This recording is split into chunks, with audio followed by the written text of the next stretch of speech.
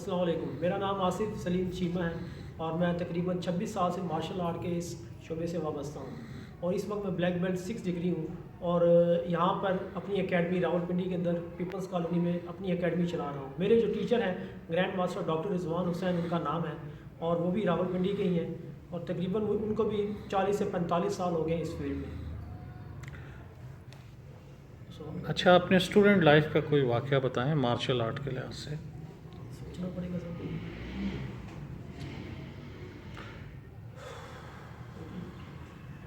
क्या वाक़या सुनाऊँ मैं? वाक़या अच्छा, चलें कोचिंग का एक्सपीरियंस कैसा रहा आपका? तकरीबन 2001 से मैं कोचिंग कर रहा हूँ मुख्तलिफ़ जगहों पे, मुख्तलिफ़ स्कूल्स कॉलेज के अंदर की मैंने कोचिंग की है, जिसके अंदर कैडेट कॉलेज लोटोबा मरी का नाम शामिल है। 2003 से लेके 2008 तक मैं वहाँ पे 5 साल मार्शल आर्ट इंस्ट्रक्टर रहा हूँ पीएफ के अंदर, पाकिस्तान एयरफोर्स का कॉलेज है कैडेट कॉलेज। और इसके अलावा मैं यहाँ पे मुख्तलिफ़ स्कूलों के अंदर, जिसके अंदर shining star, comprehensive school, APS और इसके अलावा ब्लू स्टार, मुख्तलिफ़ और स्कूल हैं और कॉलेजेस हैं जिनके अंदर मैं ट्रेनिंग दे चुका हूँ। अच्छा, एथलीट और कोचिंग में, एथलीट होने और कोचिंग करने में किस में दुश्वारी ज़्यादा आपको पेश आई? एथलीट में ज़ाहिर बात है कि उसमें ज़्यादा टफ़ टाइम लेना पड़ता है, क्योंकि वाइट बेल्ट से ब्लैक बेल्ट तक टफ़ एक्सरसाइजेस करके बंदा ब्लैक बेल्ट तक पहुंचता है। उसके बाद कोचिंग इतनी मुश्किल नहीं है, क्योंकि जस्ट वो टफ़ टाइम जो होता है वो आपके ब्लैक बेल्ट तक होता है। उसके बाद जब टीचिंग लाइन में आप आते हैं तो उसमें आपने जो अपना हुनर है, जो आपने सीखा होता है, वो आगे स्टूडेंट्स में ट्रांसफ़र करना होता है।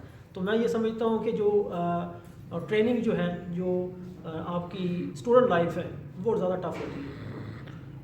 अच्छा, जो सिस्टम आप खेलते हैं उसका नाम क्या है और उसमें कितनी बेल्ट्स होते हैं? जो हम स्टाइल है, जो सिस्टम हम खेल रहे हैं, वो ब्रीदन फू एक स्टाइल है जो कि पाकिस्तानी मार्शल आर्ट है, जिनके फाउंडर जो है वो डॉक्टर रिजवान हुसैन है। और ये 2005 से ग्रैंड मास्टर ने इसको इंट्रोड्यूस कराया, जो कि पूरे पाकिस्तान में नहीं बल्कि पूरी दुनिया में खेला जा रहा है और बहुत ज़्यादा इसकी ब्रांचेस हैं और लोगों ने बड़ा इसको पसंद किया है। और इसके अंदर 7 बेल्ट्स हैं, white, yellow, orange, green, blue, brown और ब्लैक। ये जो बेल्ट्स होती हैं ये कुछ स्किल्स का भी इज़हार करती हैं, स्किल्स के लिहाज से दी जाती हैं, तो इन कलरिंग का मतलब क्या होता है, एप्लीकेशन क्या हो कलरिंग की? जी बिल्कुल। जो वाइट बेल्ट है वो एक ब्लैंक होता है, क्योंकि उसमें अभी स्टूडेंट स्टार्ट करता है, बिल्कुल कोरा कागज़ होता है। इसके बाद येलो बेल्ट जो है वो स्ट्रगल उसमें आ जाता है, कि वहाँ से उसकी स्टूडेंट की जो स्ट्रगल वो स्टार्ट होती है। और इसी तरह ऑरेंज में नॉलेज आपका बढ़ता है, इसलिए उसमें नॉलेज को आप उसको कर सकते हैं डिफ़ाइन। इसके अलावा इम्प्रूवमेंट जो है वो आ जाती है ग्रीन बेल्ट में। ब्लू बेल्ट जो है वो पावर को शो करता है कि उस वक्त तक स्टूडेंट इतना पावरफुल बन जाता है कि वो किक पंच में उसके पावर आती है प्रैक्टिस कर करके। इसी तरह स्पिरिचुअल वो आ जाता है आपका ब्राउन बेल्ट के अंदर, और मास्टर डिग्री जो है वो ब्लैक बेल्ट है। मार्शल आर्ट्स आम जिंदगी में कहाँ तक काम आता है या आदमी से काम ले सकता है मार्शल आर्ट्स में आम जिंदगी में? जी बिल्कुल। मार्शल आर्ट तो आपकी ये समझ लें कि पूरी लाइफ में बहुत ज़्यादा इसकी एक इसकी एक मुख्तलिफ शक्लें नज़र आती हैं, जिसमें ज़रूरी नहीं कि मार्शल आर्ट किक पंच का ही नाम है। आपकी पूरी फिज़िकल फिटनेस इसके अंदर होती है, आप अपने आप को फिट रखते हैं इसके अंदर एक्सरसाइजेस करके। इसके अलावा आप अपना डिफेंस कर सकते हैं।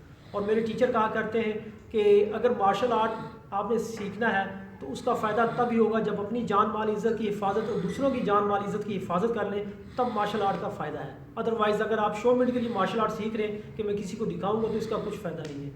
तो आपकी नीयत पे डिपेंड करता है कि आप किस नीयत से मार्शल आर्ट सीख रहे हैं। ब्रीद एंड फू और अदर स्टाइल्स जो हैं, दूसरे मार्शल आर्ट के डिफरेंट स्टाइल हैं, उनमें आप क्या फ़र्क जानते हैं कि ब्रीद एंड फू क्यों बेहतर है इनसे?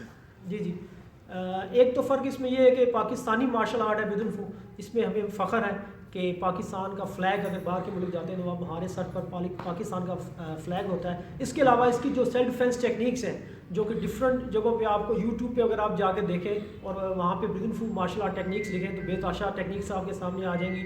और हर टेक्निक्स वाइट से लेके ब्लैक बेल्ट तक एक से बढ़कर एक है। और जो बेल्ट्स आपके आगे ऊपर जाते हैं, सीनियर होते जाते हैं, उतनी तेज़ी से उतनी डेंजरस टेक्निक्स इसके अंदर आती हैं।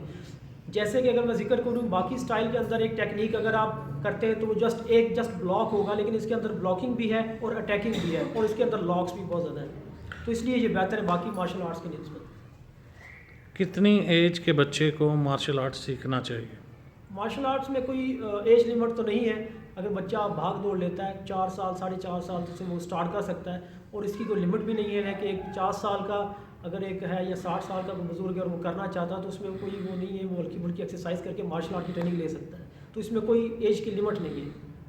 मार्शल आर्ट्स में डिफरेंट वेपन्स होते हैं, तो क्या ब्रीदन फू में भी वेपन्स हैं? जी जी बिल्कुल, ये वाहिद पाकिस्तानी मार्शल आर्ट नहीं बल्कि वर्ल्ड के लेवल पे आप कह लें तो इसके अंदर बेस्ट टेक्निक्स, बेस्ट किक्स, इसके अंदर काते जितने भी हैं, इसकी सेल्फ डिफेंस टेक्निक, उसके वेपन जो कि मैं ये समझता हूँ कि बाकी किसी भी और मार्शल आर्ट्स स्टाइल के अंदर इतने वेपन नहीं है जितने कि ब्यूटीफुल पाकिस्तानी मार्शल आर्ट्स के अंदर है। एक मार्शल आर्ट सीखे हुए शख्स में और आम आदमी में क्या फ़र्क होता है?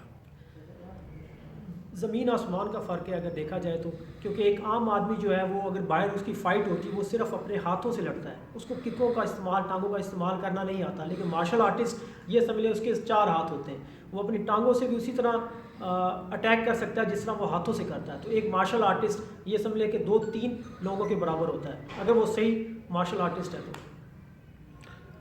मार्शल आर्ट से क्या आप अपने रोज़गार का मसला भी हल कर सकते हैं?